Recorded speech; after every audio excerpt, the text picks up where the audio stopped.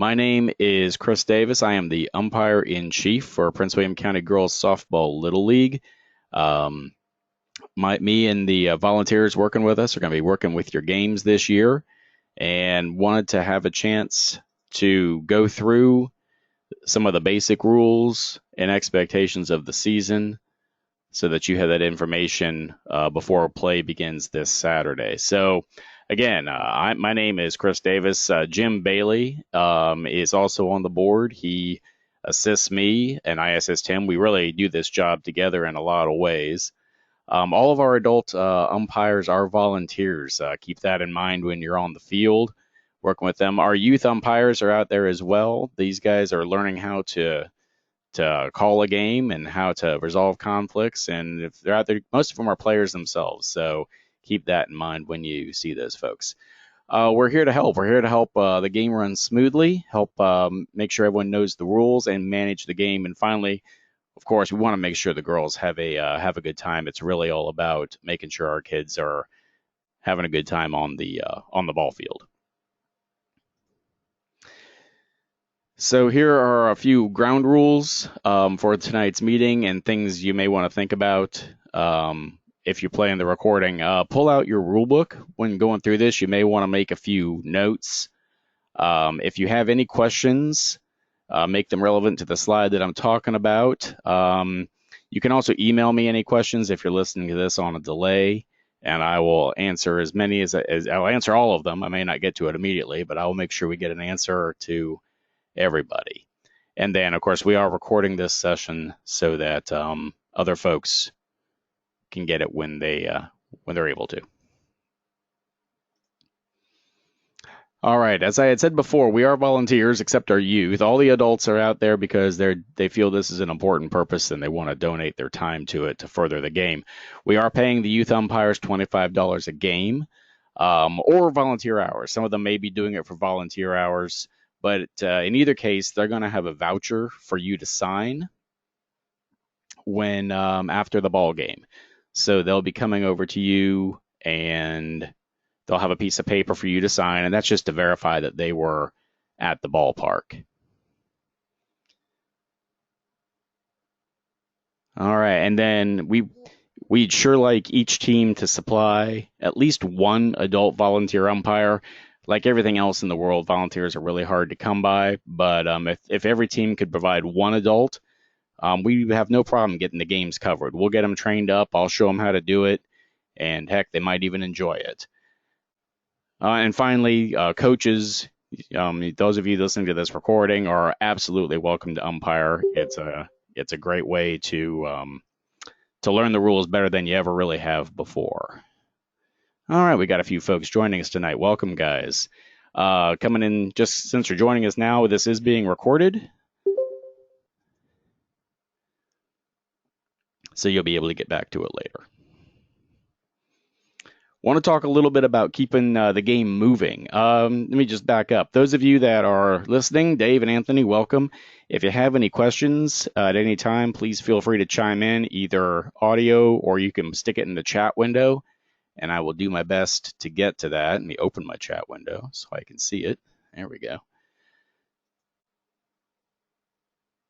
So this is really important about keeping the ball game moving. We want to make sure the girls are hustling on and off the field. We want to make sure we have a player ready to warm up the pitcher. It can either be the catcher or it can be another player with the catcher's helmet on. Someone should be ready to go as soon as that third out is made so they can get out there. It's helpful if you have your positions assigned while your team is on offense, while they're batting.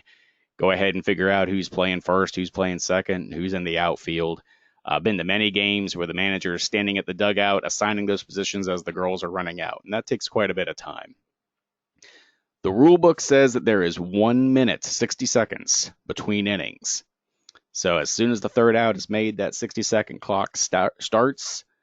And we want to try and keep to that as close as we can. If the girls are hustling, you'll be surprised how much time it is. But just as an example, we try and play a 6-inning game. That's 11 half innings. And every minute is 11 minutes added to the game.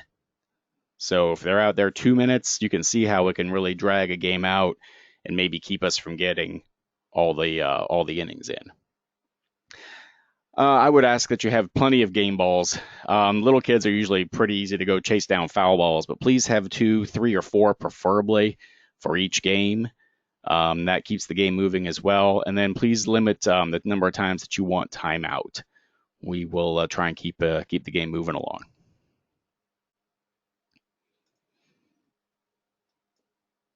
All right, local rules. I sent this out in an email, the official local rules, so hope you took a look at that. The home team, your job is to make sure the field is marked before the ball game starts. We need foul lines, prefer straight foul lines. If possible, it'd be great if those could extend out into the outfield as far as you can. Don't just stop at the bag, get them all the way out into the outfield. Need a correct batter's box. There's a stencil in the shed. Please make sure you have the right distance for the pitcher's plate. For minors, it's 35 feet, majors is 40 feet, and seniors is 43 feet. We must have the 8-foot pitcher's circle. That's important to some of the rules in the book, so we need to have an 8-foot pitcher's circle. That's 8-foot radius. And the running lane on the right foul line is very helpful. Home teams also, their job is to keep the official scorebook. Obviously, both teams are keeping one, but the home team book is the official book. At the end of the game, we'd like the visiting team to return all the league equipment to the proper place, all the rakes, gears, stencils, so forth and so on. For all divisions, continuing our local rules, we have a 5-run limit for all innings except the last inning of the game. So that's the 6th inning for minors and majors and the 7th inning for juniors and seniors. So 5 runs is the limit until you get to that last inning, and then it's unlimited runs. We will use continuous batting order. That means there's no offensive subs or pitch runners. Everybody's in the batting order. Everybody bats. We will have a 2-hour drop-dead time limit with no new innings starting after an hour and 45 minutes. What that means is we won't start anything after an hour 45, and we are done at 2 hours. It'd be just exactly as if we got rained out at 2 hours. That's because our schedule is very tight, and we need it's also for the parents. They need to be able to know that a ball game is going to be 2 hours and be done. The clock for time will start from the later of the scheduled start time or the end of the plate conference. So, for example, if we all get out to the ballpark early, and we have the plate conference at 1:50 for a 2 o'clock game. We have plate conference at 1:50, and we're playing by 1:55. The start of that game will be 2 o'clock. But if we get moving a little late and the end of the plate conference doesn't end until 2:05, then 2:05 would be game start time. So just keep that in mind. For minors only, the teams may play 4 outfielders on defense.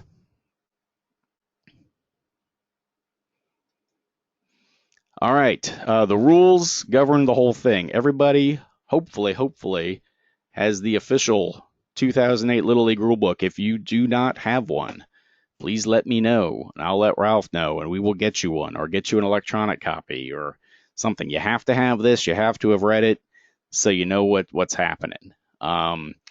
Please take a look at the whole thing. You need to know this is a pretty fat book. In this book is regulations for league operation and tournament rules and policies and so forth. What you really need to worry about as a coach is rules 1 through 9, and they're in the middle of the book, especially Rule 2. Rule 2 is the definitions. It talks about what a catch is and what a fair ball is, and you'll note when you read that rule that it lays the foundation for pretty much everything else in the book. Note that no local rule can override the official rules. None of ours do, but that's just something to know. Following the rules is mandatory. It's not an option. The reason it's mandatory is we want to have fair play. Several of the rules regard safety and liability here. And I'm taking a look at my... there we go. So, everything in there, we're going to follow it. Chris, that was me. That was to Dave. We're just saying the first and second email. I guess I used the second one or the first one and it worked. But oh, cool. So didn't mean to send that to you, everyone. Yeah, I sent a whole pile of emails out. So in the past few days, I've kind of gone email nuts, trying to make sure everybody's got everything. Do you Yeah, did you guys did you all get copies of the rule book? I don't have one. You don't have one? Dave, I don't know if you have one. Yeah, Okay. I've got one. I've got one. Okay, cool. Hey, So hey, if you don't have a so book, just emailing it shoot out me right now? shoot me an email when we're done, and I'll chat with Ralph and make sure we get you the books. I've also got an electronic copy, kind of a bootleg electronic copy that I'll email you so that you can at least have the information. Let's see here. So this is Regulation 14. This is actually before the rules, but it's important to know as far as how the game works. Only players, the manager, and 2 rostered coaches are allowed on the field. So that's only 3 adults. No extra moms or dads or brothers or dogs or anything like that. Just 1 manager, 2 coaches. We need to make sure all the participants are in the dugouts or bullpens, and one adult needs to be in the dugout at all times. So this essentially means during the game we're going to have the girls in the dugout. We don't need them warming up or swinging sticks or anything like that behind the dugout where the crowds are. Um, so forth. Obviously, I hope obviously, no alcohol, tobacco, controlled substances, or firearms anywhere at any time. Please leave your sidearms at home.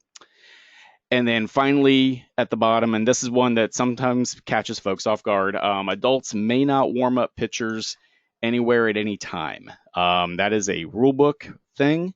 So whether it's before the game, whether it's during the game, whether it's in front of the dugout, if you need someone warming up a pitcher, it needs to be a player with a catcher's mask. All right, we're going to start diving into the rules. Again, if you have a question, feel free to chime in and ask it. Make sure it relates to the slide we're talking about.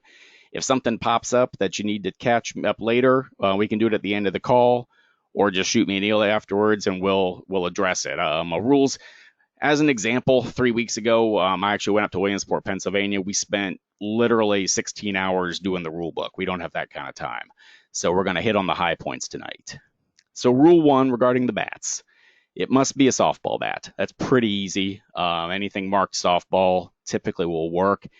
It must have a BPF of exactly 1.20. That's this fingerprint looking thing right here. It's on 99% of the softball bats I look at.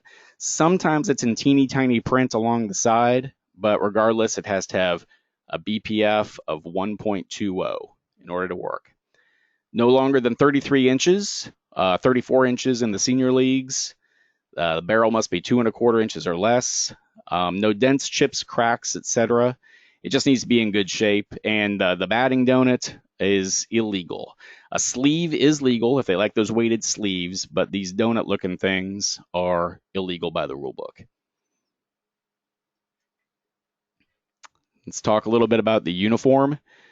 What's not allowed? Metal cleats, except for the seniors. They may have those. Arms and wristbands on the pitcher's pitching arm. That's actually a rule change from last year. Used to be they couldn't wear anything at all. Now they can't wear anything on their pitching arm. If you guys are good enough that you need a play calling wristband, they can wear that on their non-pitching arm. No metal or glass anything.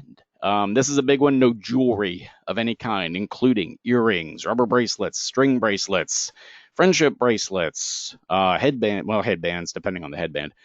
But no earring. No, the one I run into is earrings and necklaces most of the time. It's strictly a safety thing. The earrings scare the heck out of me, especially if they got those earrings under their helmet. If they get hit in the helmet, it could really be ugly.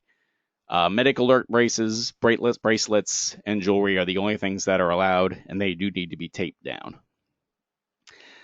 Casts. Nobody on the field, including adults and umpires and players, may have a cast. All right, batting helmets. They need to be a minimum of 6 in the dugout. That's a little league rule. That's usually not an issue. They are required for all batters, base runners, players, and non-adult base coaches and bat retrievers. Basically, anyone that's not an adult that's out of the dugout needs to have a helmet on. Must be NOXI certified. That's this stamp over here. It's usually on the back. No cracks or unauthorized paint or decals. That's a rule book. You can't have it painted. No big stickers. The little number sticker on the back is no big deal, or if they've put their initials on it in Sharpie, again, no biggie. But great big travel ball stickers or custom spray paint jobs, that is illegal. The reason is simply that the manufacturers have stated that the glue on these stickers, they don't know how it's going to interact with their plastic. They don't want it to weaken the plastic. So the question on that, Yep. The one that we bought for our daughter just has, I mean, it has a design on it, but it's not painted over the design like we got it that way. But those like colorful ones are okay? Sure. As long as it came from the manufacturer that way, you're fine. Okay. Yeah, what you're not allowed to do is buy one and then take it to the body shop and spray it a different color or something like that. As long as it came from the manufacturer, you're good to go. Okay, thanks. Yep. Down at the bottom, chin straps and face guards are optional. They're not required. Personally, I like my daughter wearing a face guard, but it is not required according to the rule book. All right, let's talk about catcher's gear.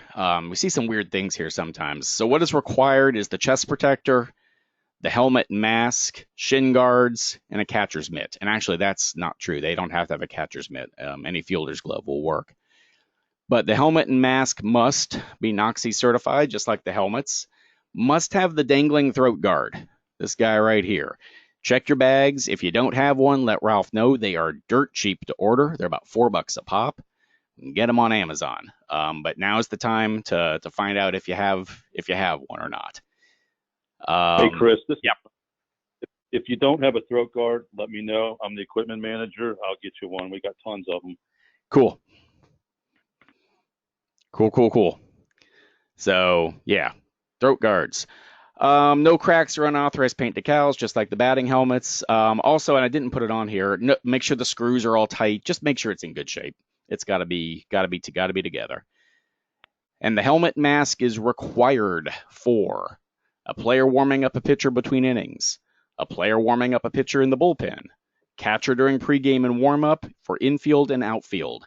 Basically, anytime someone is assuming the position of a catcher, whether they're the catcher or not, they need to have that helmet on. So coach is standing at home plate, hitting ground balls to the infield. Whoever's playing catcher needs to have that mask on. If they're doing it in the outfield, she needs to have the mask on. Basically, anytime someone's standing next to someone swinging a bat and catching softballs, that mask needs to be on their head. All right, let's get into it.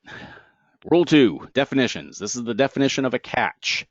Seems pretty straightforward, but it can get a little tricky. So what is a catch? It is secure possession of the ball in the hand or glove. The fielder must show complete control, and the release must be voluntary and intentional. There is no minimum time that they have to hold the ball. The release is the key to interpreting this rule. So, the classic examples, a fielder catches a ball, say this girl on the slide, she catches the ball, she falls down, rolls over, and the ball rolls out. That is not a catch, even though she had it briefly. The release wasn't intentional. So, again, where it usually happens is you'll see it on, I'd like to say a double play. We don't have as many of those as I would like, but if they catch it and then they're going to throw it, now if they catch it and they drop it going to throw, that's an intentional release. They were trying to release it. But if they catch it and it just rolls out of the glove or it gets knocked out accidentally, that is not a catch. And again, if y'all have any questions regarding these as we're going, just chime in.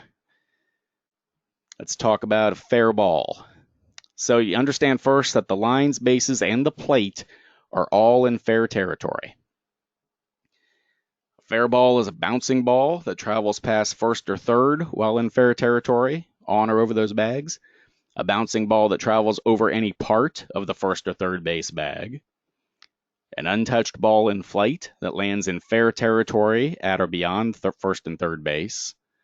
Or a ball first touched in fair territory regardless of the fielder's position. So that's kind of important there. If the fielder's standing in foul territory but touches the ball while it's in fair territory, that's a fair ball.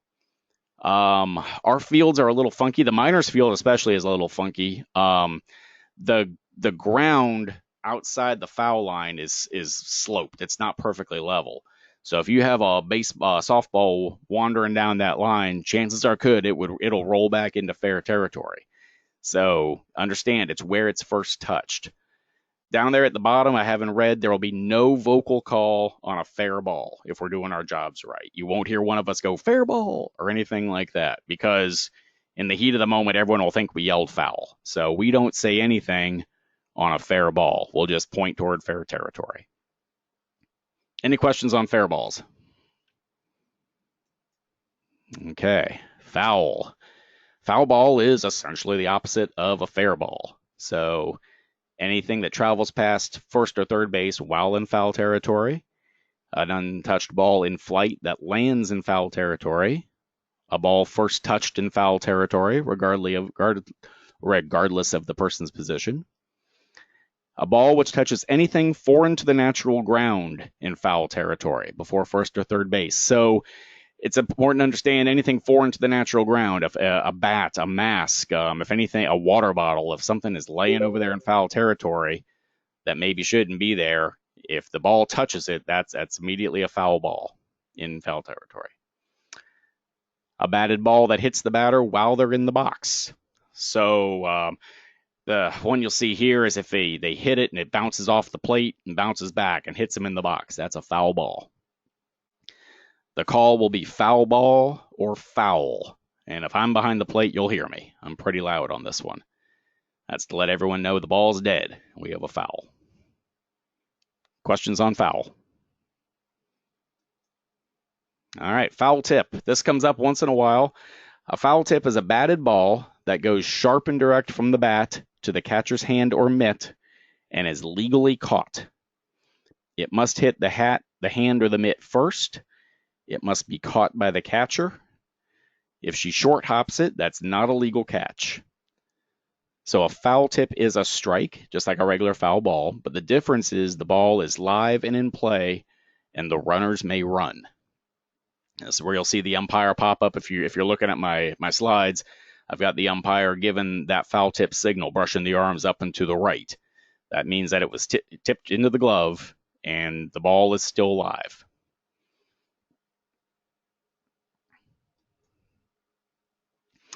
Infield fly, everyone's favorite. All right, so the infield fly rule exists to prevent the defense from getting a cheap double play. It only can happen in the following situation. There must be less than 2 outs, so 0 or 1 out. There must be runners on first and second, or bases loaded. An infield fly is a fair fly ball, not a line drive or a bunt. So if they squared a bunt and it pops straight up, not an infield fly. It's a ball that could be caught by an infielder using ordinary effort. It could be caught by an outfielder if they're playing in. That can still be an infield fly. Once called by the umpire, the batter is out immediately and all forced plays are removed. And the runners may still run at their own risk. So just to kind of go back over this, because it catches people by surprise when it happens, and it does happen. It happens at all levels. It happens at minors, majors, and seniors. Fair fly ball. So it's a ball that's going to go straight up in the air over the infield. Must be over. That's why it's called an infield fly. And could be caught by an infielder using ordinary effort. Now understand, ordinary effort differs from minors to majors to seniors. So if I'm calling a minors game, it's got to go straight up, and that girl has to be camped under it. You know, majors, a little movement will be okay, and seniors, I'm totally okay with them having to take a few steps to get to it. So that changes as varies according to the skill level of the girls. The key here is as soon as it's called, the batter is out and all the forces are removed. The runners don't have to run. They can, but they don't have to. Okay, that's the key there. Any questions on this? This always bites a few folks. All right, well, when you think of them, let me know. All right, interference. This is the short version of interference. Interference occurs when someone prevents the defense from making a play. You can have offensive interference, umpire interference, or spectator interference. And the exception, there's always an exception, is that defensive interference is when a defensive player prevents the batter from hitting a pitch. So I guess if the catcher pushes them out of the way or something like that. Let me just back up on that real fast. Come on. There we go. So this is the most common interference is on the offense. Offense trying to get in the way of a fielder fielding a ground ball, or a batter runner waving their arms trying to break up a double play. Anytime the offense interferes tries to prevent the defense from making a play. It can happen at the plate. The most common example is runner on third and runner's coming home and the batter doesn't clear out of the way. That's offensive interference. Again, read that page in the book. It's a lot deeper than that, but that's the overview. Obstruction is sort of the opposite of interference. Obstruction is the act of a fielder who, while not in possession of the ball, impedes the progress of any runner. All right. So a fielder who does not have possession of the ball, that's the key there. Any fake tag is obstruction. And any defensive player who blocks off a baseline, or home plate from a runner while not in possession of the ball.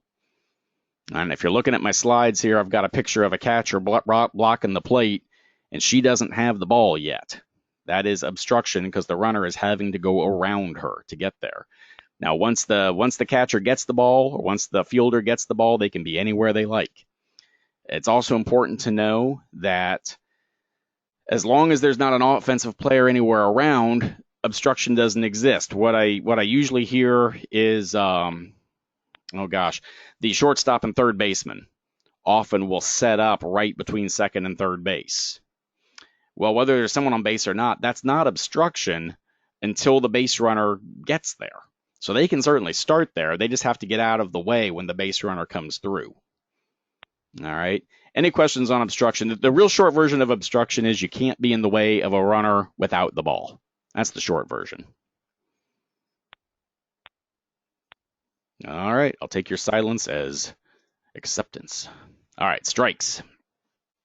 So there's a couple kinds. We got live ball and dead ball strikes. Live balls, this is the straightforward stuff that we all know. A ball that's been swung at and missed.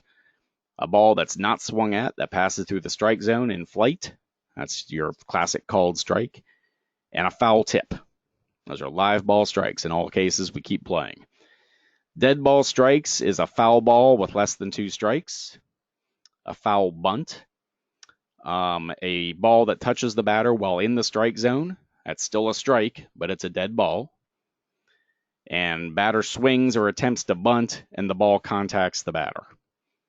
So the last two, the players kind of need to understand that if they get hit, but they get hit in the strike zone, it's still a strike, and it hurts. They don't get to go to first base.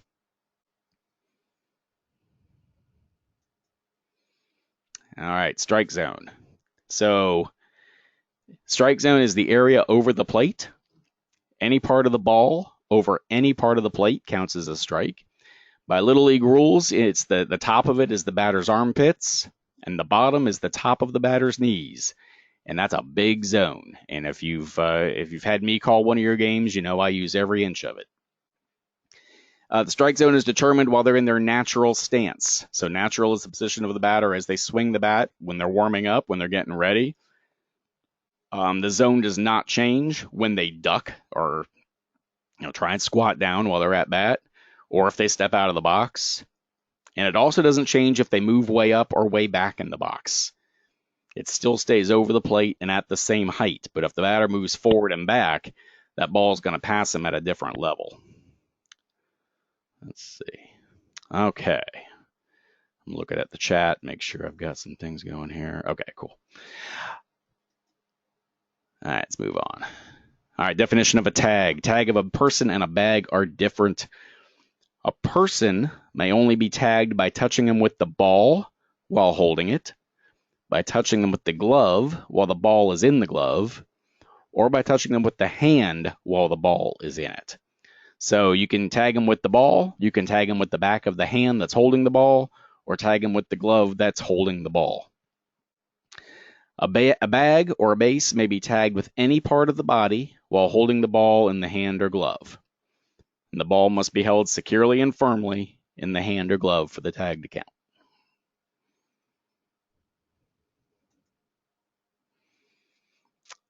All right, pitcher substitution, Rule 303C specifically. Take a closer look at this in the book. A pitcher remaining in the game but moving to a different position can return as a pitcher anytime in the remainder of the game, but only once per inning. So this, if you pull your pitcher and put her in right field, she can come back as a pitcher anytime, but only one time per inning. So she could start the second as a pitcher, and then you could move her out to right field for the third. You could bring her back in the third.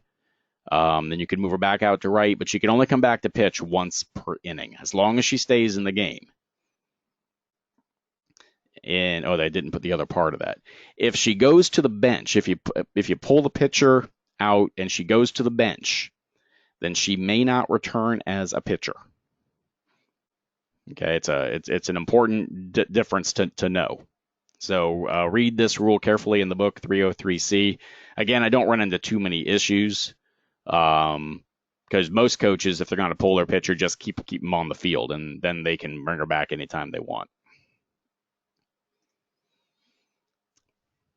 All right, Rule 4, starting and ending the game. This is how we're going to start our games. We're going to start with the plate conference, and this is going to be 5 minutes before the scheduled start of the game.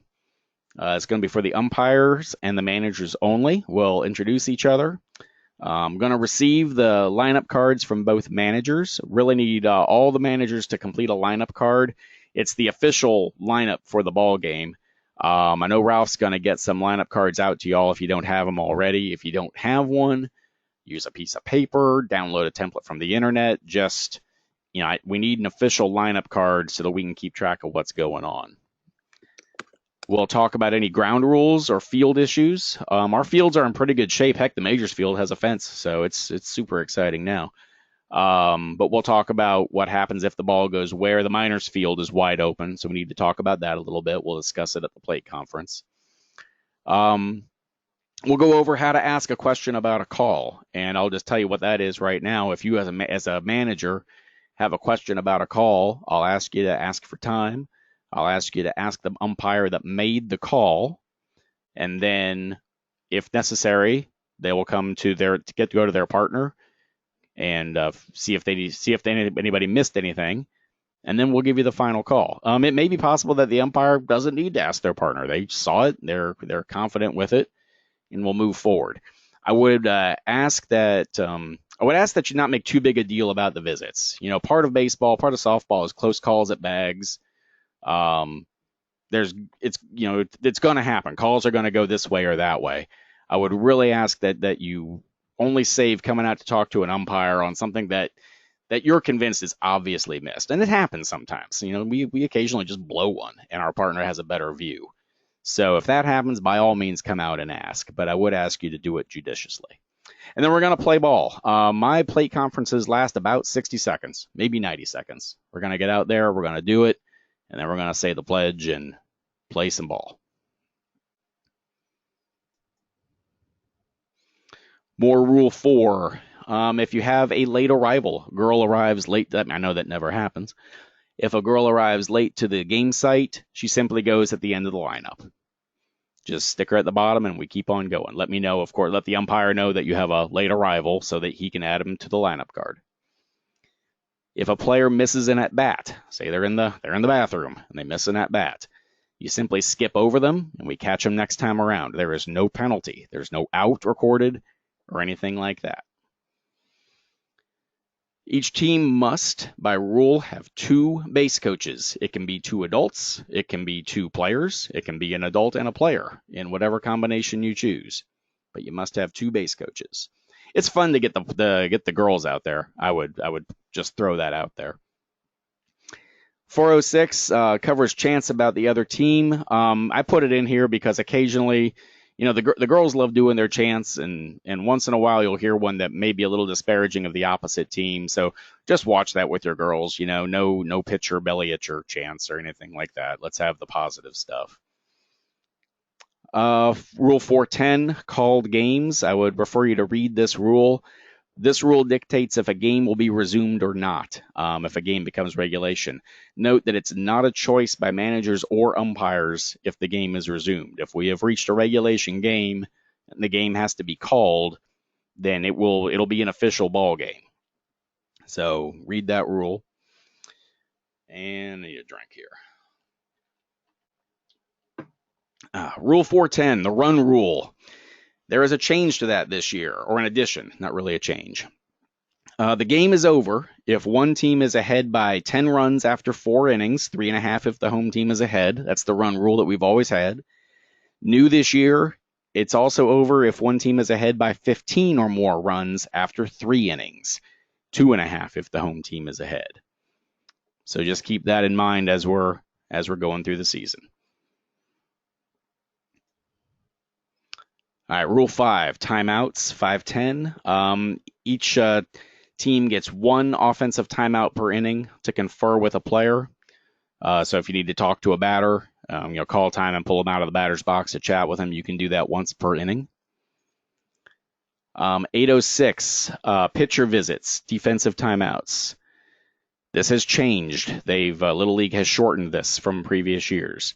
You may visit a pitcher twice in one inning. You must remove the pitcher on the second trip.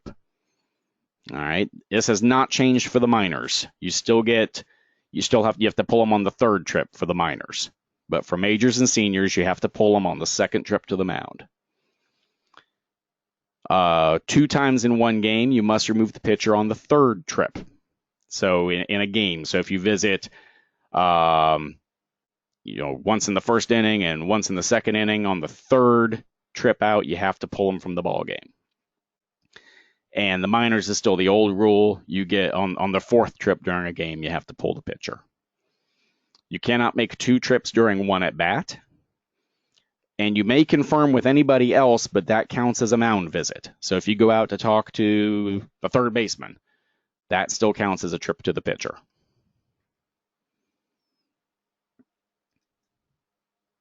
All right, Rule 6, the batter. The batter, 602C, this was new last year. The batter must stay in the box during the at-bat.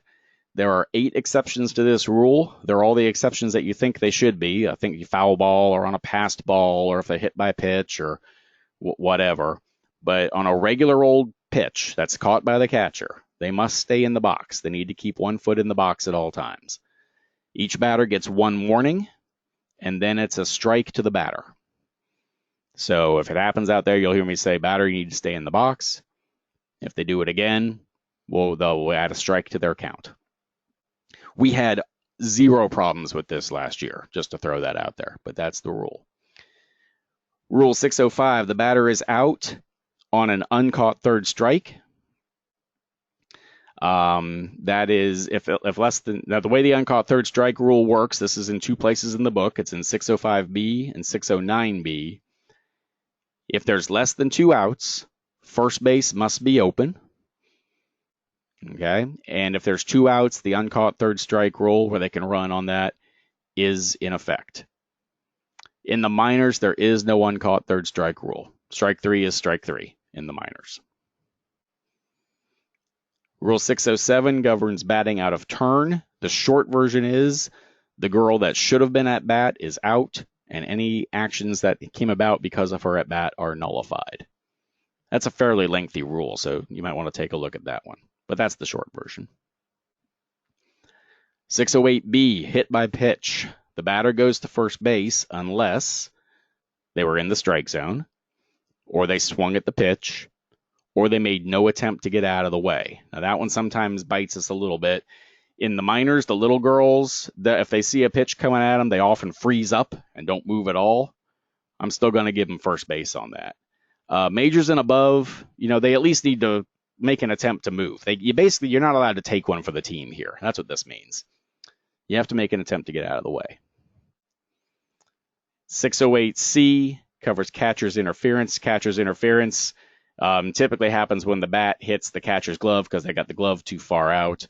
If the batter gets a hit, the play can continue, and the offense can take advantage of the hit. But if not, it's dead ball, and the batter gets first base. All right, Rule 7, the runner. 705 covers base awards. Each runner gets 1 base if a pitched ball goes out of play. So if the pitcher throws it over the backstop, that's one base for everybody. Or if they throw to a base from the rubber, which they can't do that in softball. Never mind, that's baseball. So if they pitch it out of play, everyone gets one base. Everyone gets two bases if a thrown ball from a fielder goes out of play. And the exception to that is if it's the first throw by an infielder. They get one base from the time of the pitch. So the classic example there is, ground ball shortstop picks it up, air mails it out. It's two bases, they go to second base on that. Two bases from the time of the pitch. Otherwise, it's from the time of the throw. 706 covers obstruction. We talked about it a little bit earlier, but we'll do it again. Type A is with a play. If there's a play on the runner that's being obstructed, the ball is dead immediately, and the runners advance to where the umpire believes they should be. So this often happens at first base. Someone's covering first base. The runner comes around and bumps into the first baseman, and they run on to second base. If they get to second base and beat it by a mile, they're going to stay at second. If they get thrown out and it's super close, and if in my judgment she would have been safe without the obstruction, she'd be safe at second. So the point here is there's no automatic bases. It's just wherever the umpire believes they would have gone had there been no obstruction. Type B is similar, except that the ball isn't dead until after the play concludes. So if there's obstruction on a runner that there's no play on, we're going to keep going until the play is over. The umpire will call time and award bases that will nullify the obstruction, if any. I put a note down there. If the fielder blocks the plate base without possession of the ball, that's obstruction and the runner will be safe. Sometimes they'll be standing on the base. You'll see this in the minors. Go cover first. They go stand on first base. They're right in the way of the runner. I've also seen in several cases 3 people covering second base. They'll come in and shortstop, second baseman, and the center fielder all run and go stand on second base, and the runner's looking for a way to find the bag. So that's technically obstruction, and need to make sure that the runner has a chance to get to the bag.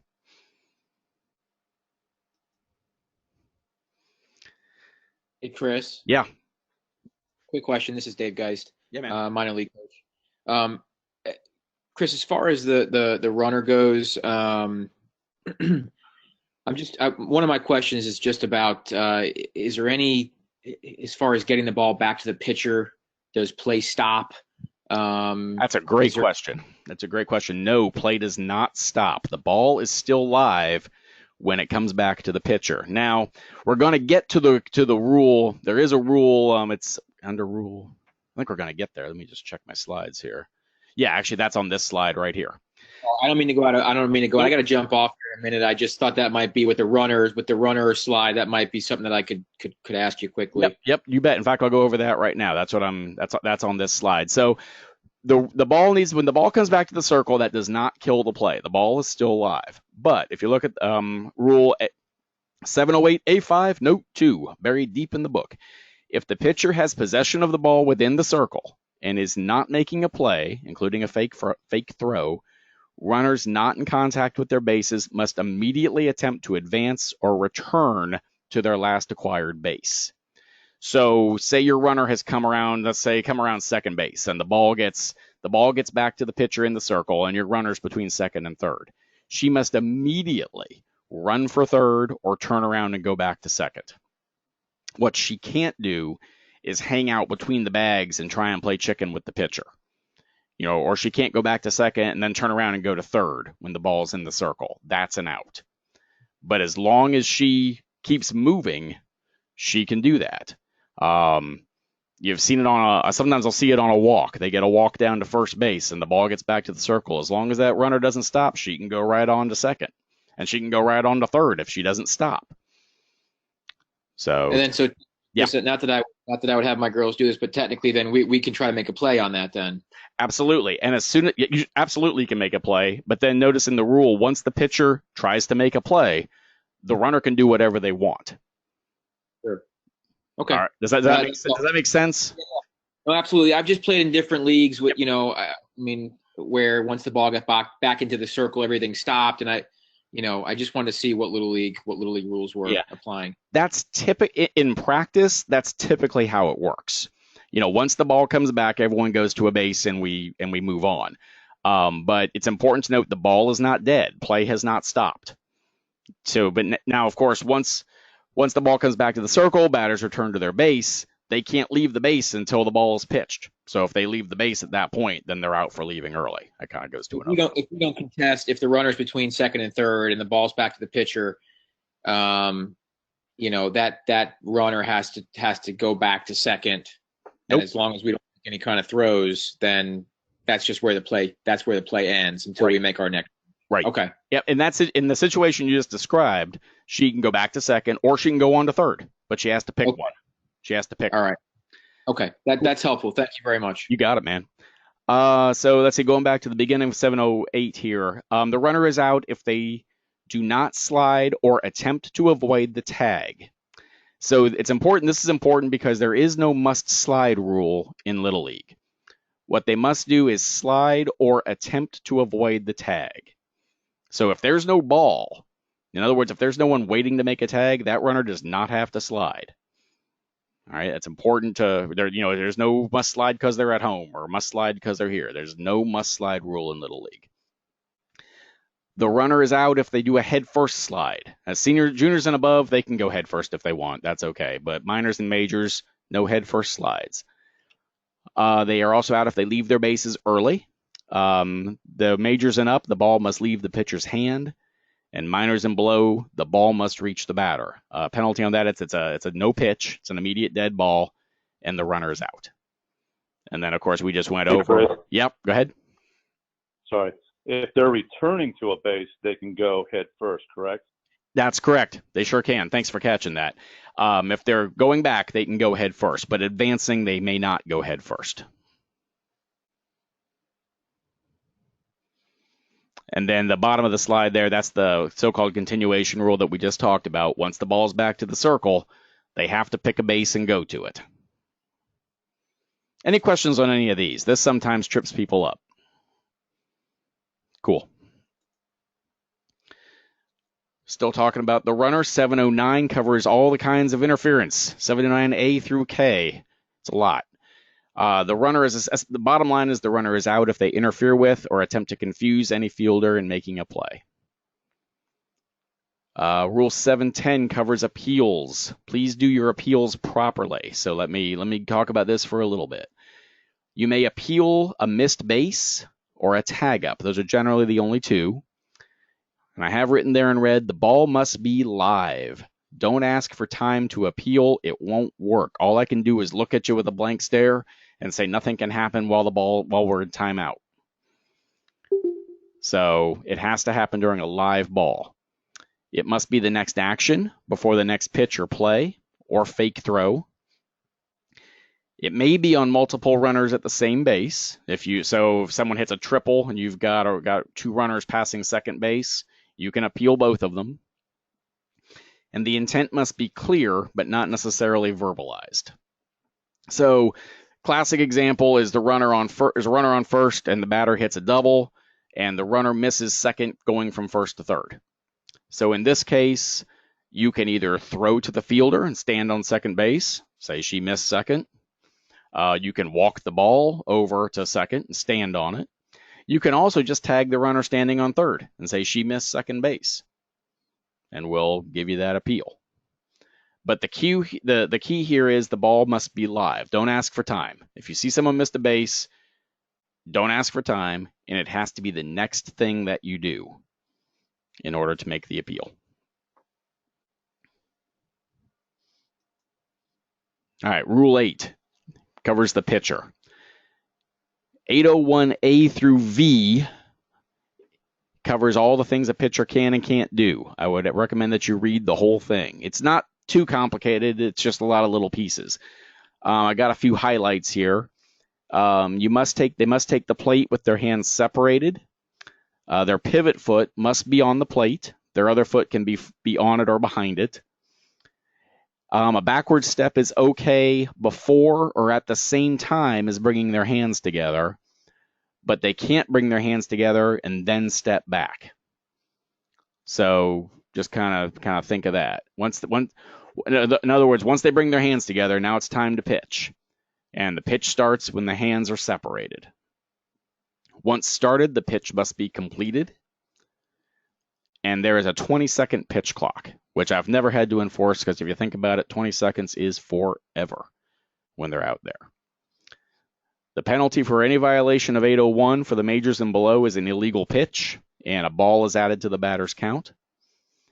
In the seniors, it's an illegal pitch, the ball is added to the batter's count, and all runners get to advance one base if there's anybody on base. Ashley got dinged for this last night in a high school game. She separated her hands twice. So the runners get to advance, seniors and up.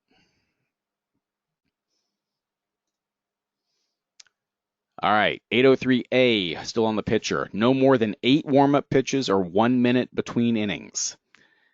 Please have your catcher ready to go or another player with the catcher's helmet on. Assign your defensive positions during time on offense. If I'm umpiring your game, I typically only give 8 pitches once before the first inning. After that, usually no more than 5 and sometimes as little as 3, or I'll just ask them how many they need and they'll tell me 2 or 3, and then we'll go. Especially at the minors level, majors as well. My observation is that, they don't necessarily, minors especially, don't really need to be warming up. They just need to play. They need to take a toss or two so they know where home plate is and then start playing ball. 805 covers the illegal pitch. Some other illegal pitches, if they're not on the plate when they throw it. A quick pitch, if they pitch when the batter is not ready to go in an obvious attempt to catch him off guard, that's a quick pitch. That's illegal. They may not throw to a base while in contact with the plate. And any violation of Rule 8-0 is an illegal pitch. All right, pitcher visits. We chatted about this earlier. Once in one inning, must remove pitcher on the second trip. And 2 times in one game, must remove the pitcher on the third trip. 1 more each for minor leagues. Can't make 2 trips during one at bat. You may talk to anybody else. Rule 807, a dropped ball. If the pitcher just drops the ball, that's a ball to the batter, and it's still a live ball. The runners can run on that. So, had that happen a couple times last year. That's the end of my slides. Does anyone have any questions that we need to that we want to cover before we go for the evening?